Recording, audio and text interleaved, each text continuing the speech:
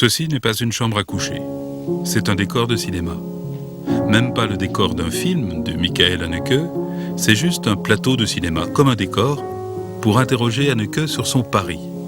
Le pari sur l'intelligence du spectateur, comme Pascal, jadis, avait parié sur l'existence de Dieu. Votre mère était actrice de théâtre, et une actrice connue du théâtre de Vienne. Et pourtant, vous avez été élevé à la campagne. Oui, parce que bon, vous savez, les enfants des comédiens, s'ils sont très occupés dans la profession, je suis grandi avec la sœur de ma mère, alors en famille, mais elle a eu une grande propriété à la campagne. Et bon, c'était très agréable pour moi de ne pas être l'enfant négligé d'une artiste. Mais c'était pas un problème, c'était 40 km de Vienne. Vous avez beaucoup de chance parce que vous êtes sur toutes les religions d'une certaine manière. Parce que votre père était protestant, votre mère était catholique, mais remariée à un musicien juif. Voilà, vous êtes bien informé. Hein. Qu'est-ce qui reste de ce patchwork comme ça des religions chez vous? Bon, dans ma jeunesse, avec 12-13 ans, je voulais devenir pasteur. Des gens qui m'en veulent disent c'est resté un peu. Moi, je ne trouve pas du tout. Mais... Vous avez un côté clergyman. mais non, mais je trouve la tradition juive chrétienne, ça m'a marqué, mais je pense que tout le monde dans notre région est marqué par ça. Alors, toutes ces questions de culpabilité, etc., c'est naturellement, ça sort de cet endroit-là. Vous n'aimez pas trop parler de votre vie privée et de vos influences, parce que ça vous met dans un tiroir. Vous n'aimez pas ça. Parce que, en général, si on fait des films qui provoquent l'un ou l'autre, tout le monde qui se sent provoqué cherche très vite de trouver une possibilité s'enfuir. Et ça, il cherche toujours à travers la personnalité du créateur. Ah oui. Soit avec les romans, soit avec le cinéma. Et pour ça, j'évite en général de m'expliquer trop comme homme privé, parce que ça permet de chercher des trucs, ça vient à cause de ça. Les choses qui sont intéressantes, ce sont les œuvres. Moi, par exemple, ça m'ennuie totalement de lire des biographies, des trucs comme ça. Oui, mais on peut penser que... Seulement, je veux me confronter avec l'œuvre, et aussi comme créateur, je veux mettre en l'œuvre, et c'est l'œuvre est à disposition.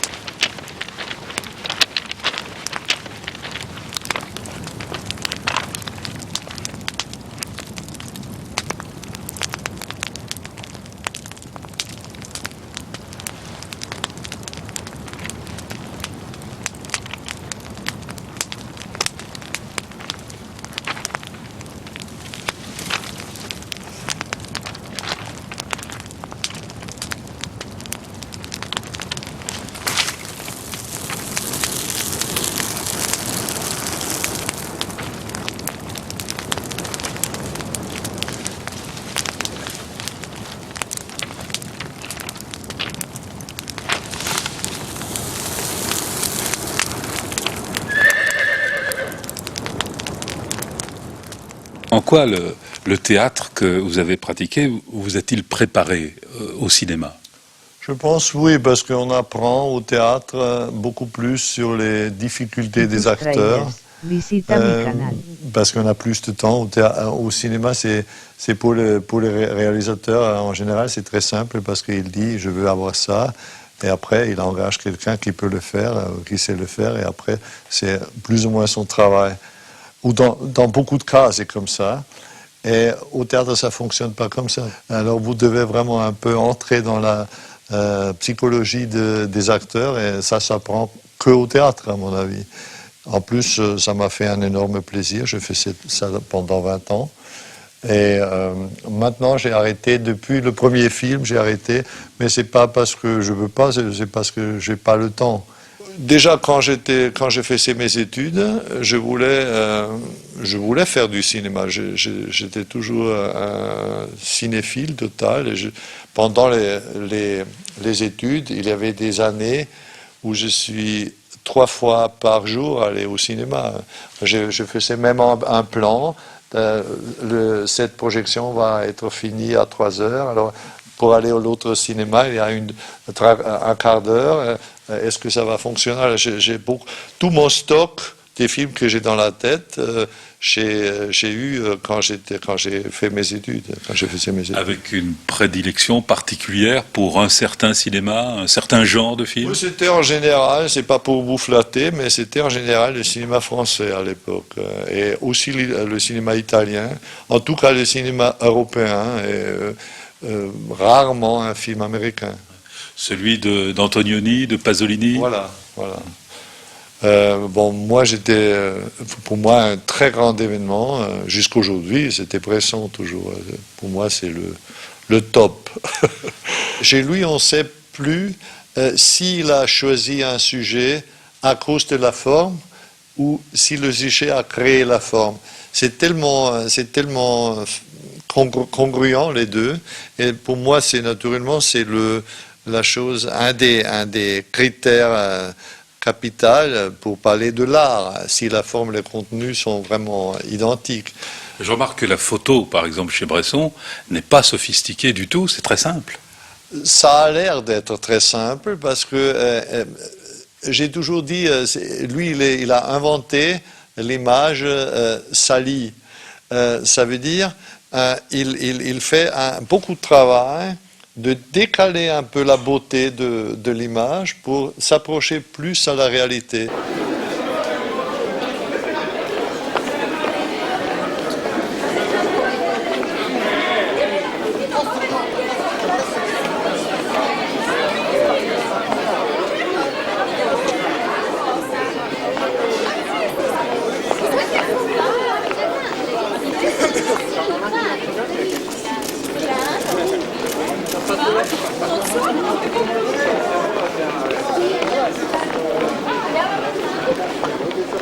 Il y a un belle image, c'est bien pour une exposition, mais pas pour un film. Un film, il doit avoir une image juste, précise, qui exprime vraiment, qui sert à exprimer ce qui est ce qui est à raconter. Les images, aujourd'hui, c'est un peu une maladie générale que cette esthétique de publicité qui est dans la même façon dans la publicité que dans les films d'action, que dans les films d'amour, que dans les films n'importe quoi. Et à mon avis, c'est faux, naturellement, parce qu'il me manque le mot français. C'est un mensonge vis-à-vis de la réalité qui est traitée. Et si on traite par exemple un sujet assez grave, la souffrance de quelqu'un, et on filme la souffrance avec beauté, c'est même comme une chiffre vis-à-vis de la souffrance de celui-ci qui souffre. Et ça, c'est une question plutôt morale, mais morale esthétique.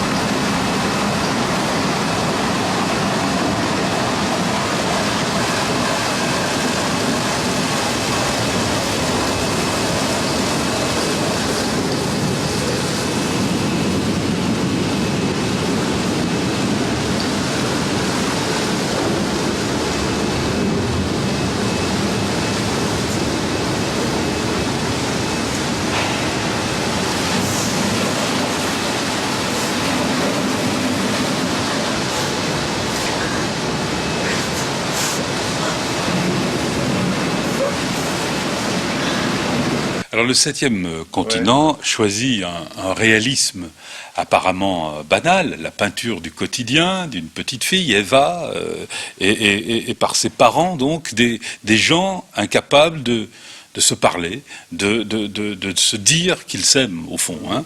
Et ça va finir mal, ça va finir par un suicide familial. Mais auparavant, vous montrez des moments de vie sur 3 ans de cette famille, avec des séquences très courtes. Ce rapport au temps est très important pour vous dans tout votre cinéma. C'est un peu le résultat d'une réflexion que à la fin du 19e siècle, disons, ou même au début du 20e siècle, tous les grands romans ont compris, parce que aussi théoriquement dans la philosophie c'était longtemps compris, qu'on doit méfier à sa perception de la réalité. Alors c'est un mensonge ou c'est une bêtise de prétendre que en 200 pages ou en 90 minutes, on peut donner une image de la réalité totale. C'est absolument impossible. Et notamment psychologique. Voilà, ou n'importe où, sociologique, mais entier. Et c'est la forme du récit de la moderne. C'est naturellement un récit fragmentaire, parce qu'on sait très bien qu'on voit que des petits morceaux de la réalité et jamais la totalité. Et généralement, le cinéma de genre, prétend que c'est la réalité qu'il montre. Et naturellement, pour moi, c'était un moyen de montrer la fragmentation de notre perception. En plus, il y a une deuxième raison pour ça, c'est pas seulement une question philosophique, c'était aussi une question politique, parce qu'on a compris pendant la guerre, ou avec les résultats de la guerre, que ce qu'on peut faire avec cette manipulation de montrer une réalité entre guillemets qui est totalement faux, mais avec laquelle on peut manipuler les gens. Les choses que les nazis ont fait ont très bien prouvé le danger qui existe. Et c'est pour ça, par exemple, aussi que la littérature germanophone, après la guerre, était une littérature plutôt expérimentale, en réfléchissant les moyens du récit pour se méfier de cette fausse sécurité.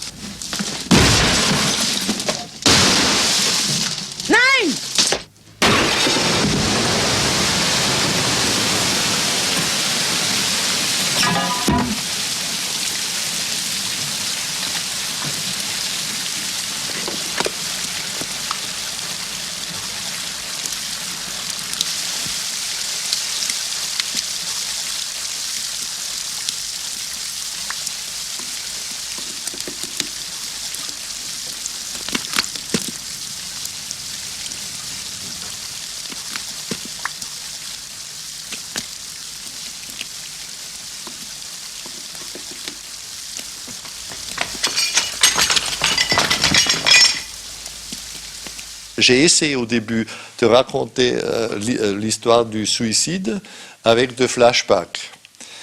Et j'arrivais pas de raconter ça, parce que chaque flashback devenait immédiatement une explication. Et une explication donne une sécurité au spectateur. Il dit, bon, c'est pour ça qu'ils ont fait ça. Et un moment, après avoir des semaines et des semaines de travail, j'ai compris que ça va jamais marcher dans ce système-là. On doit faire un récit sans donner des valeurs, sans donner des explications. Pour ça, j'ai mis les trois années. Premier part, c'est un jour dans l'année X. Deuxième part, un jour l'autre année. Troisième part, un jour, une année plus tard, où il se suicide.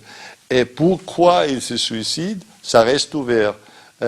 Mais dans les premiers pas, naturellement, il y a des signes, des traces que chacun peut interpréter. Chacun, ça veut dire chaque spectateur, peut interpréter à sa propre façon.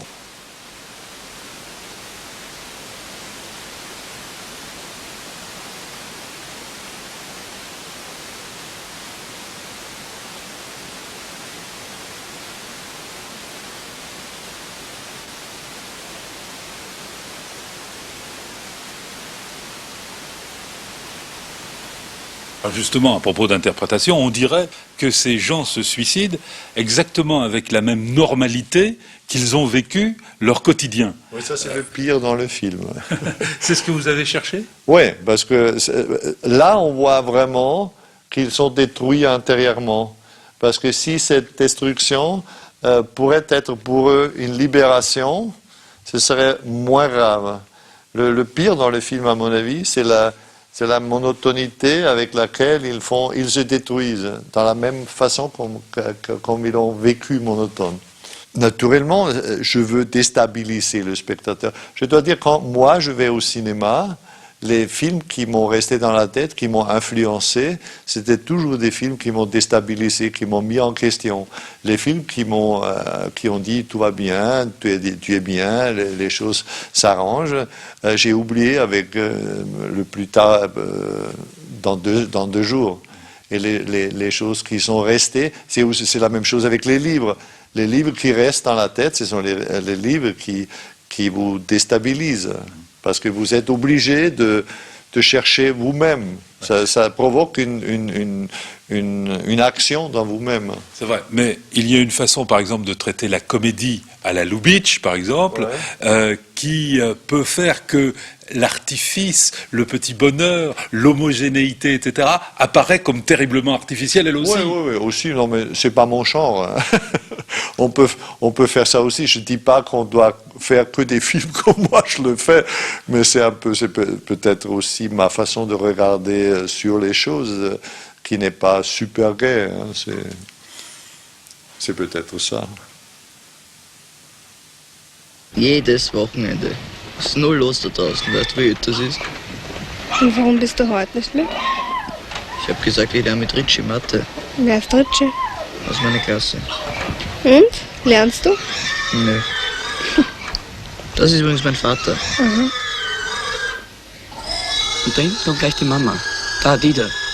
Ah ja, und wer sind die? Das sind die Bauern, die uns den Hof verpachten. Jetzt pass auf.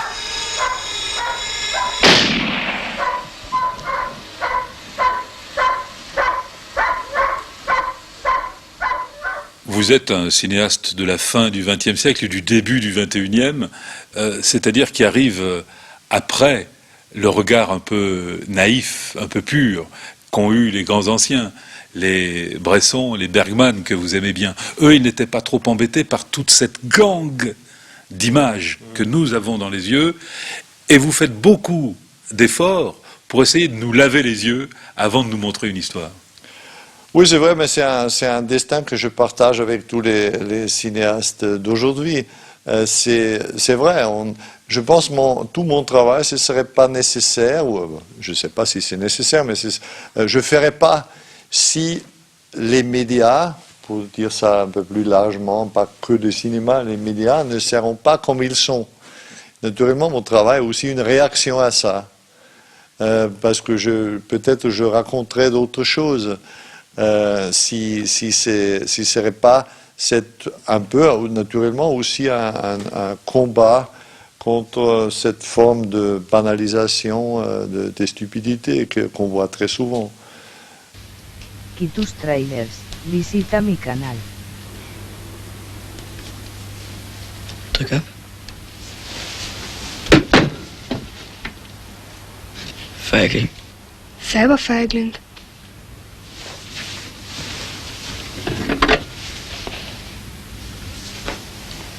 Drück du ab.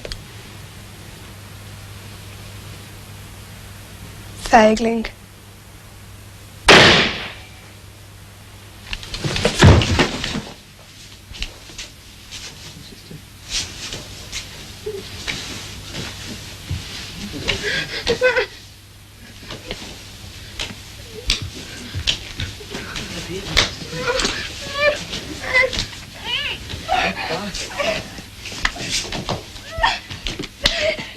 Ja, komm.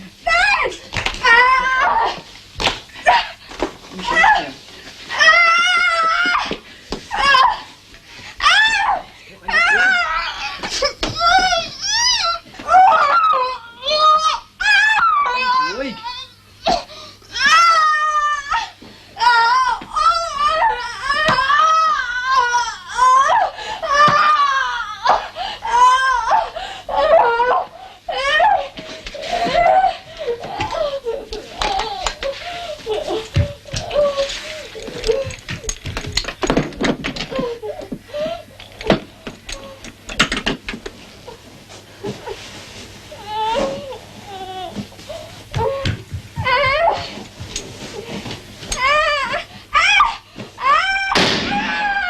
J'ai lu pendant un certain temps dans plusieurs articles dans les journaux sur des cas où des jeunes ont fait un meurtre ou une chose très grave. Et quand on a demandé, c'était tous des fils plutôt d'un milieu riche ou aisé, pas socialement très difficile. Et quand on a demandé pourquoi vous avez fait ça, ils ont dit oh, je voulais voir que ce que c'est. Et ça m'a, parce que j'ai lu ça 4 ou 5 fois dans des choses cadres totalement différents, et ça m'a beaucoup impressionné. Et ça me faisait réfléchir aussi sur les médias, naturellement, sur la déréalisation de notre vie à travers les médias. Et ça m'a donné l'envie de faire ce film. Ce film sur l'histoire d'un garçon qui filme le monde plutôt qu'il ne le vit. Ouais. Il s'enferme comme ça chez lui à regarder sans cesse une vidéo et le meurtre d'un cochon. Mais c'est aussi une histoire familiale parce que les parents sont encore plus terribles que le fils d'une certaine manière. Ils vont participer à cacher son meurtre. Ouais, ouais. Non, naturellement, ça c'était aussi un des thèmes de film que je voulais un peu avec ça parler de ce comportement autrichien, allemand vis-à-vis du passé, vis-à-vis de mettre toutes les choses désagréables sous le tapis. Et c'est un peu naturellement fait pour ça, pour montrer un peu les dangers de cette façon de penser. De la responsabilité de l'histoire. Oui, de ne pas se confronter avec la réalité de sa propre vie.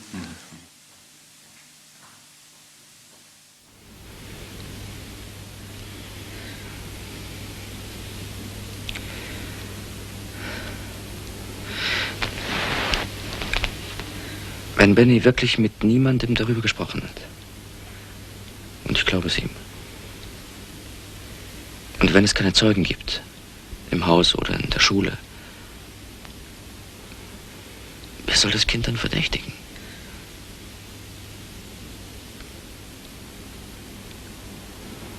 Wie stellst du dir das vor? Ich stelle mir überhaupt nichts vor.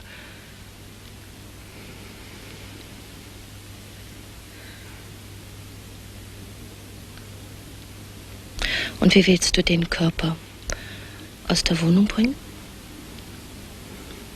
Und wohin?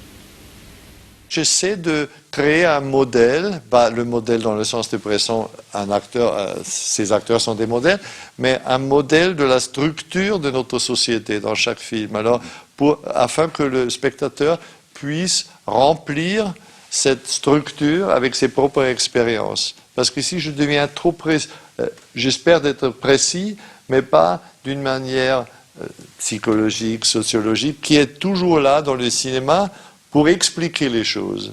Parce qu'en général, la psychologie, parce que chaque comportement est psychologique, mais ça ne se laisse pas éviter. Mais cette psychologie qui explique que ce qu'elle invente pour rassurer le spectateur, ça c'est détestable.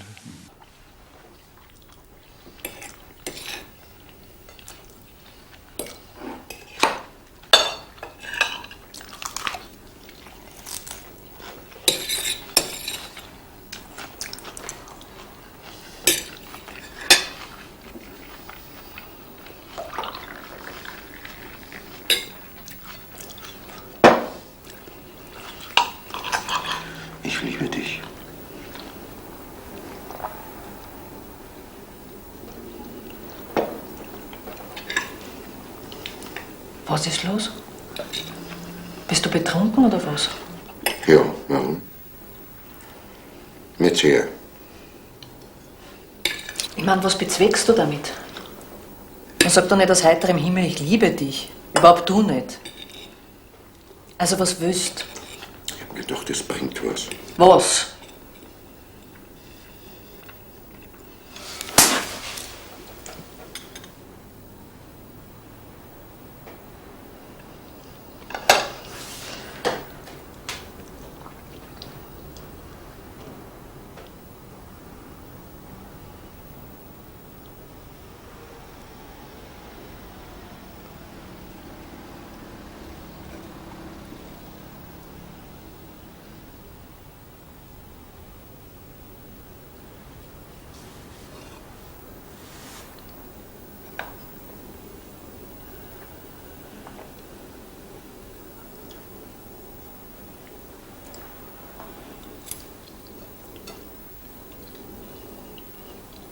Mon désir, c'était qu'à la fin du film, on peut se dire, chacun des victimes pourrait être aussi le tueur, et le tueur pourrait être aussi un des victimes.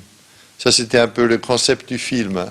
Et pour ça, je pense, tous les petites indications que je donne, soit avec les morceaux de la télé, tout ça, sont seulement là pour montrer cette ambiguïté.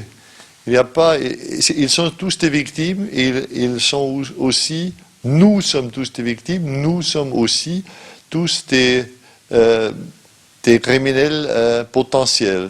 Voilà. C'est une banalité en principe, mais la chose qui m'intéressait, c'est aussi de cette cas, le hasard en général. Qu'est-ce que ça veut dire, le hasard? Est-ce que c'est une question théologique, c'est une question philosophique? Ça c'était mon intérêt privé dans le traitement de l'histoire. C'est un peu la même chose que j'ai essayé plus tard dans Côte Inconnue.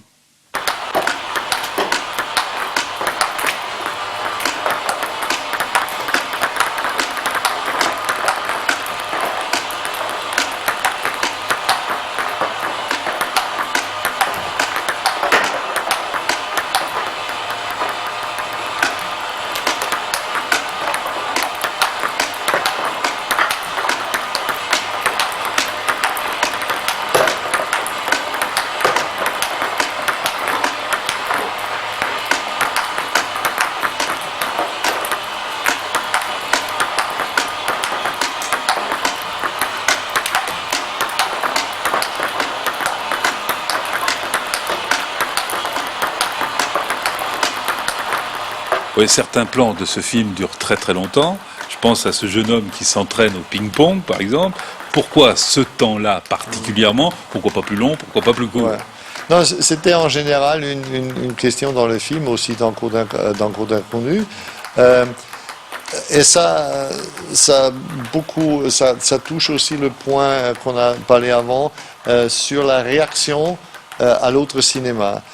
Qu'est-ce que ça veut dire? De cette scène où un jeune homme choue sur une machine, contre une machine, ping-pong, si on montre ça, disons, 30 secondes, tout le monde a compris, bon, c'est un jeune homme qui monte, qui choue, et ça reste une information. Et normalement, c'est assez. Pour un film télé, c'est assez. Mais pour sentir ce que ça veut dire, on a besoin du temps. Et naturellement, parce qu'on n'est pas habitué d'avoir des plans si longs où rien ne se passe, parce qu'il se passe beaucoup, mais ça avance pas. C'est une action qui tourne en ronde. Et à un certain moment, les gens disent, maintenant j'ai compris, j'ai assez de ça. Et il y a toutes des étapes de réaction qu'on doit pressentir, le créateur doit pressentir pour trouver le point où il coupe. Parce qu'après un certain temps d'impatience et tout ça, il commence vraiment à regarder et à sentir. Et on doit attendre ce point-là et le tenir un certain temps, mais pas trop long, pour couper. Et ça, c'est une question de musicalité. Comme je dis en général, le film, c'est l'art la plus proche au cinéma, c'est toujours la musique.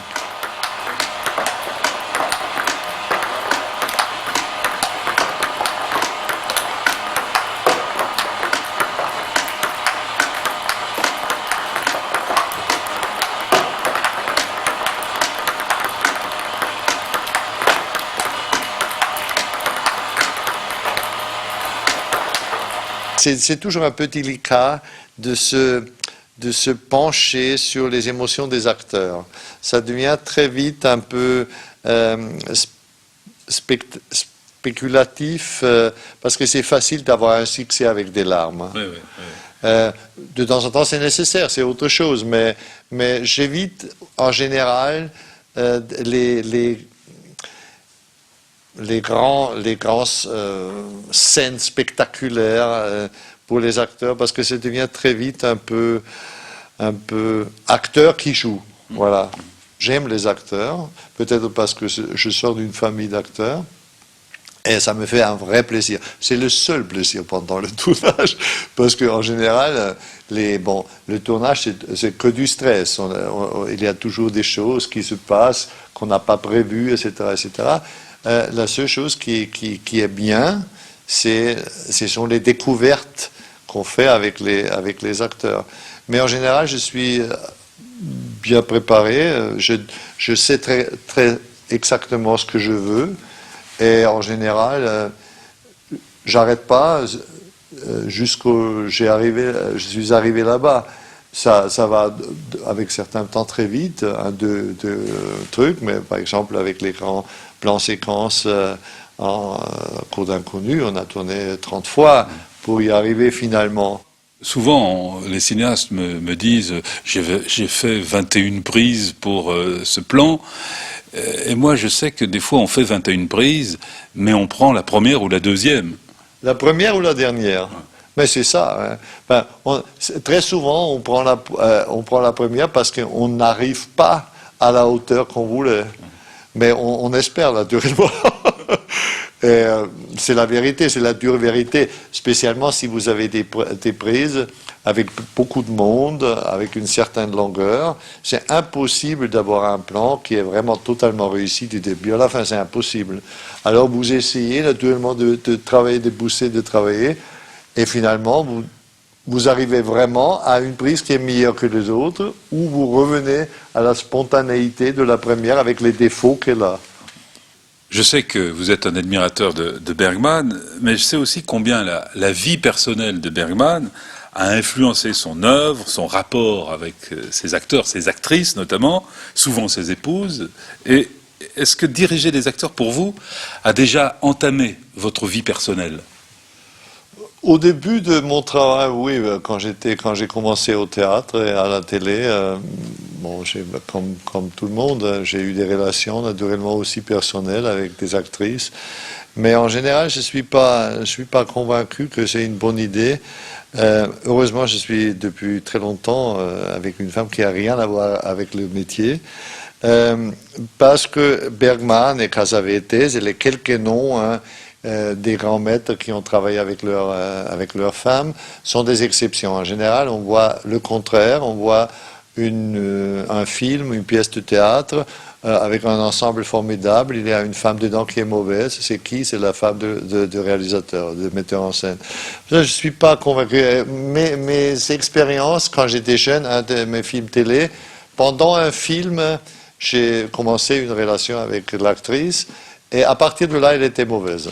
Parce que moi, j'étais plus objectif, je trouvais tout bien, et je trouve que c'est un très grand danger. C'est mieux d'éviter ça. Mais naturellement, il y a des contraires, des exceptions contraires, spécialement Cassavetes, qui ont fait des résultats mais sublimes. Mais il n'y a pas une méthode. Chacun doit ça décider pour soi-même. Moi, je préfère de séparer un peu les relations privées ça ne veut pas dire que je ne suis pas ami avec mes acteurs. Hein.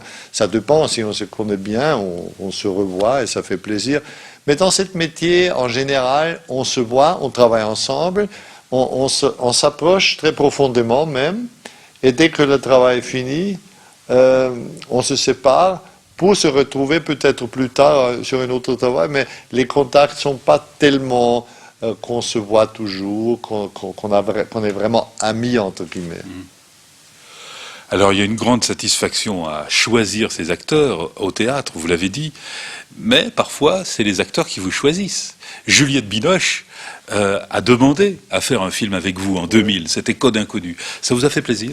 Ah oui, ça me fait extrêmement plaisir parce que c'est elle qui m'a ouvert le cinéma français, que maintenant je commence mon 4e film en français. C'est formidable, je suis très reconnaissant à Juliette. Mais venir tourner en France, c'était quand même dans votre idée, avant même que cette proposition arrive. Oui, bien sûr, j'ai déjà proposé avant à Marine Karmitz un scénario, par ailleurs le scénario du Temps de loup, qu'il ne voulait pas faire, mais il m'a dit à l'époque, ce scénario je ne veux pas faire, mais si vous avez une autre idée, revenez. Et quand je suis revenu avec l'idée avec Juliette, il a dit oui.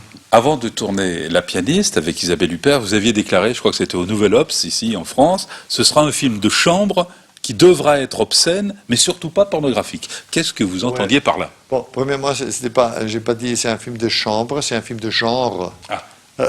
Genre, ça veut chambre, film d'amour, etc. etc. Concernant l'obscénité, je voulais dire que j'espère que tous mes films sont obscènes, dans le sens qu'ils transgressent un peu ces codes de normalité. La pornographie, c'est autre chose, parce que la pornographie fait de la sexualité un business, ça veut dire une exploitation, c'est inhumain. Au contraire, l'obscénité peut être très éclairant. Et c'était dans ce sens que je disais ça. Mais qu'est-ce qu'il y a de vous dans cette pianiste? Difficilement. L'amour à la musique. Non, mais ça m'a fait...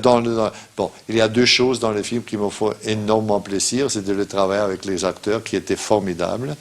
Et aussi le travail sur la musique. Parce que c'est moi qui ai choisi toutes les pièces, c'est moi qui ai enregistré avec les musiciens, la musique et tout ça. Et ça m'a fait un plaisir énorme, parce que généralement, je ne me permets pas d'utiliser la musique, parce que dans ce film, c'est un des thèmes principaux du film, la musique. Normalement, la musique est toujours utilisée pour cacher un peu les défauts du film, les défauts dramaturgiques ou de mise en scène, et j'évite au maximum, j'essaie d'éviter d'utiliser la musique comme ça, parce que je l'adore trop. Pour moi, la musique, c'est la reine des arts, et pour moi, c'est une vie sans musique, ce serait impensable. Le film La pianiste a été très bien reçu en Autriche, surtout après son succès à Cannes et un peu partout dans le monde. Qu'est-ce que ça a changé pour vous? Bon, ça a changé que je pouvais faire Le Temps du loup, parce que je voulais faire, même avec Isabelle, parce qu'on a déjà parlé quelques années avant, on n'a pas trouvé l'argent, et à cause du succès de La pianiste, et aussi avec la nouvelle, entre guillemets, actualité, à cause du 11 septembre, on est finalement arrivé de monter le film. Et bon, les conditions de travail, ça veut dire financières, sont mieux qu'avant. Mais ça peut changer très vite. Le côté apocalyptique du film, le plaisir qu'on a eu à voir ce film, vient en partie aussi du 11 septembre? Non, parce que aussi c'est un scénario que j'ai écrit avant 10 ans et que je ne pouvais pas monter parce que c'était tout de même un peu plus grand que le film que je faisais avant. Mais je me disais, si après avoir remarqué le 11 septembre et d'être choqué avec ça, je me disais, si on n'arrive pas maintenant, on n'arrive jamais. Et j'ai essayé de le monter parce que j'ai juste fini, j'étais en train de finir Caché, le film que je prépare maintenant. Et j'ai appelé les producteurs, j'ai dit, je ne veux pas continuer, je veux faire ce film-là avant. Et finalement, ça allait.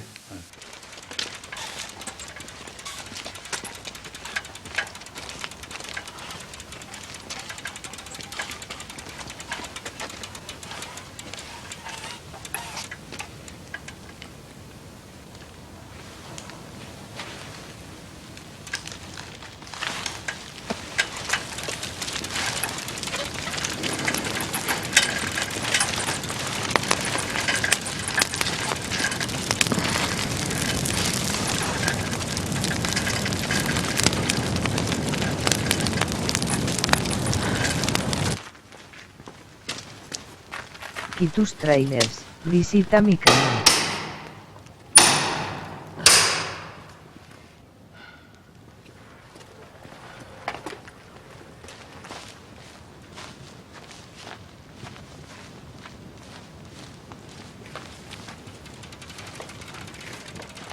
On vit cette expérience d'un monde fini de l'intérieur, de façon existentielle, comme si c'était une histoire qui nous arrivait à nous, sans le côté pittoresque du tout de la SF, par exemple, ou des films de science-fiction traditionnels. Ça, bien sûr, c'est voulu, faire comme si tout ce qui arrive à ces gens nous arrivait.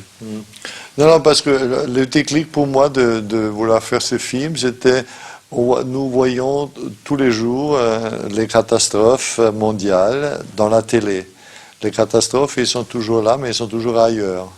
Et la chose qui m'intéressait, c'était de voir comment moi et toi se comporterons chez nous dans le cas où.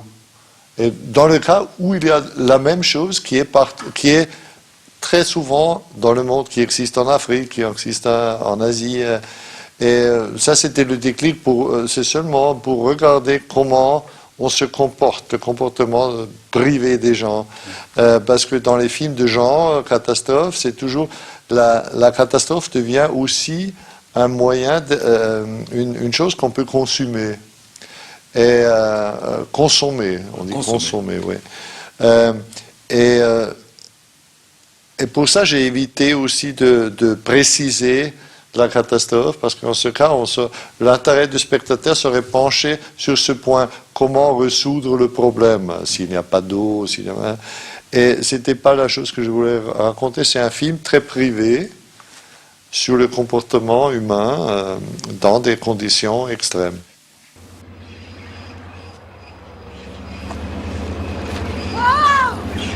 Arrêtez-vous! Arrêtez-vous! Arrêtez-vous!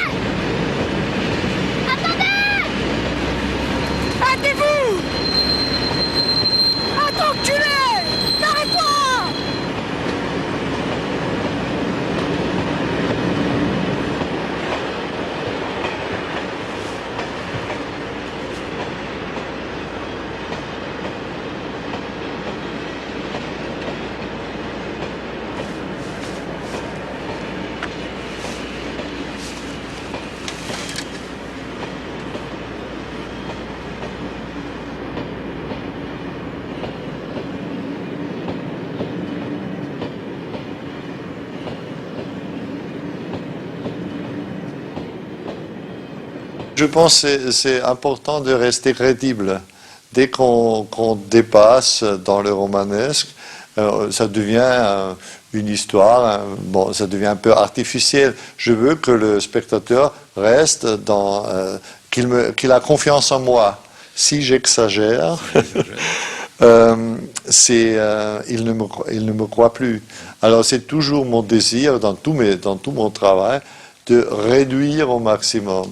Parce que la côté théâtral ou romanesque dans le cinéma, c'est un grand danger. Parce que c'est toujours une sorte de déréalisation. Et si vous voulez toucher le spectateur un peu plus profondément,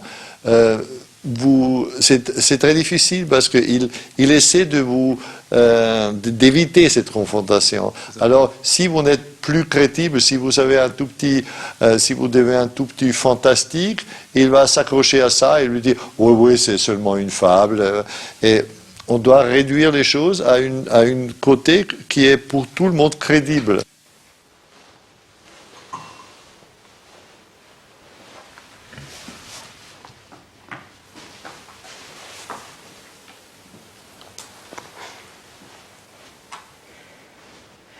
Mon merveilleux mari nous a montré à tous comment on doit se comporter. Il a sauvé l'honneur de Monsieur Azoulay en tant que présentateur radio.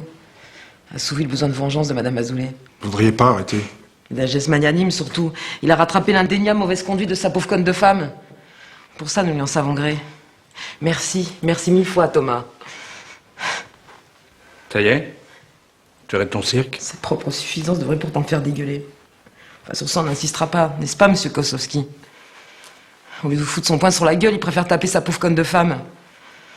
Sur ça non plus, on n'insistera pas parce qu'il a toujours la morale de son côté. Tu finis par te tuer. Ouais, bientôt, j'espère, ouais. Est-ce que cet échec du temps du loup a changé votre statut?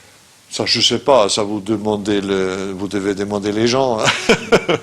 Non, pour le moment, bon, je suis en train de préparer le prochain film et si vous parlez avec mon producteur, avec Margrethe Menegos, elle vous dira que ça n'a rien changé pour elle, parce qu'elle a dit même publiquement que si on a confiance à un auteur, on doit aussi supporter un échec financier.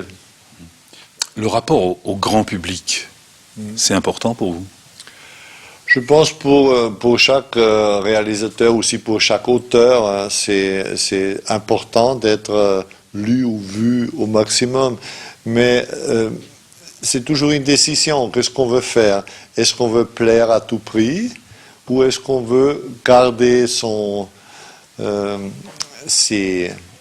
repères, ces principes qu'on a, de faire ce qu'on prend pour nécessaire, qu'on prend pour nécessaire, ça, oui, on peut dire ça, tout à fait. Et naturellement de perdre avec une certaine rigorosité un certain public. Je trouve c'est injuste de comparer, et c'est faux en plus, de comparer les films du business avec les films d'auteur, parce que si vous comparez un journal très banal avec une grande nombre de lecteurs avec un petit livre lyrique, on ne peut pas comparer parce que les conditions sont totales. Chaque genre a son public. Et naturellement, les films qui parlent de la réalité, qui ne sont pas super agréables, qui ne sont pas que une distraction, ils ont moins de public qu'un film qui fait plaisir à tout le monde.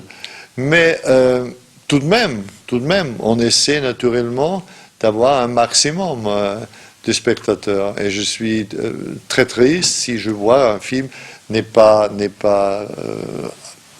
estimé par le public, c'est normal. Mais y a-t-il pas quelques limites aujourd'hui à être un auteur européen, faire son film reconnu, quoi? Je veux dire, faire son film chaque année ou presque, pour un public de cultureux, toujours le même finalement, qui vient se faire violenter sur le grand écran par Michael Haneke, et puis qui rentre chez lui en disant « Oh là là, qu'est-ce que j'en ai pris ?» et puis la prochaine fois j'en prenais un peu plus. Est-ce que c'est pas un peu limité tout ça? Un peu limité? Oui. Limité dans quelle sorte? Un peu automatique, un peu un spectacle comme un autre. Bon, ça peut arriver que quelqu'un comprend ça comme ça. Pour moi, c'est autrement. Moi, chaque thème que j'essaie de traiter, je prends très sérieux.